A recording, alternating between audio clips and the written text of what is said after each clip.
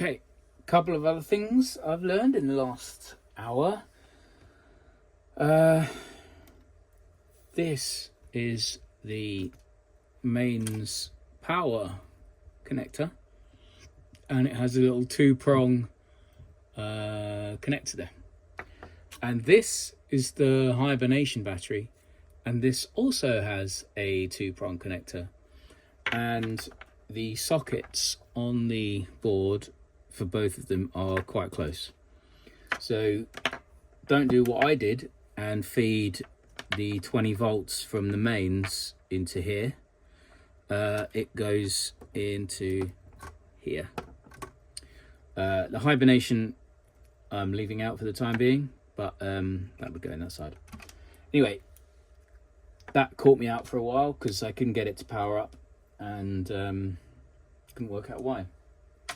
The other thing is this is the LED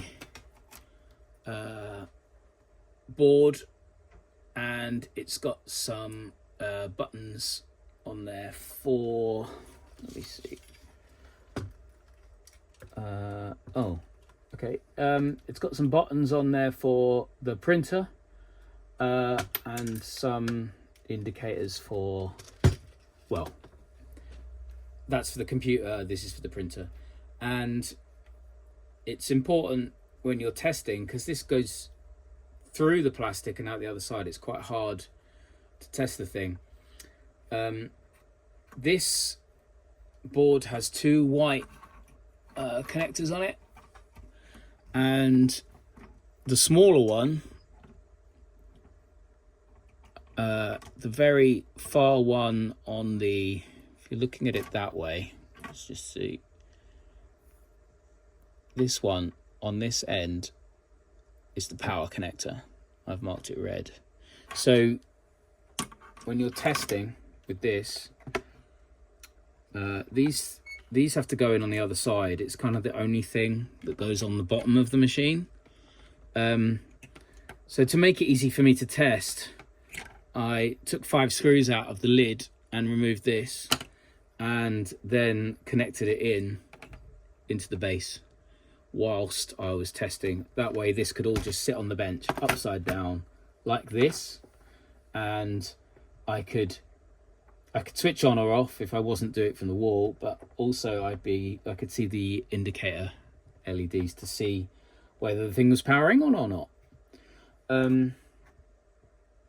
So the third thing, which I'll try and show you, is this is my finished recapped power board.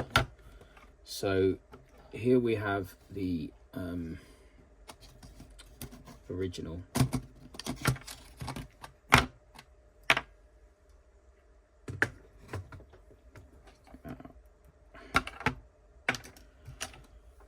Side by side, you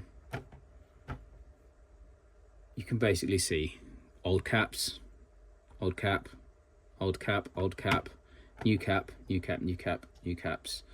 Now the main thing is this daughter board, I'll take this one off. This daughter board is sits very close to the board it sits on. So let me get this off, bending anything.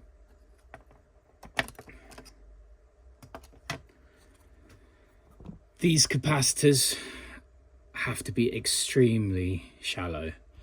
So you can see here that I've mounted, these ones I could get quite small from RS Components. These ones are the smallest I could find, and when you sit them normally, they are too high. It stops that red connector there from fully connecting. So what I had to do was mount them sideways, which still stick up a little bit, but that red connector now fully connects. So I think my biggest problem before was this one wasn't making full contact. I tested continuity with it, when it seemed pretty much down, and still there was no connection between the bottom and the daughter board. So I had to recap this 3 times to get these low enough. So it's still fairly neat. I mean, you still need really tiny caps, but if they're any taller than these ones, or I can't show you the originals, but the originals are basically that shallow. They do sit slightly higher than that red connector, but only by about 1mm or 2mm. So that's basically all you can get away with. So that's it for now.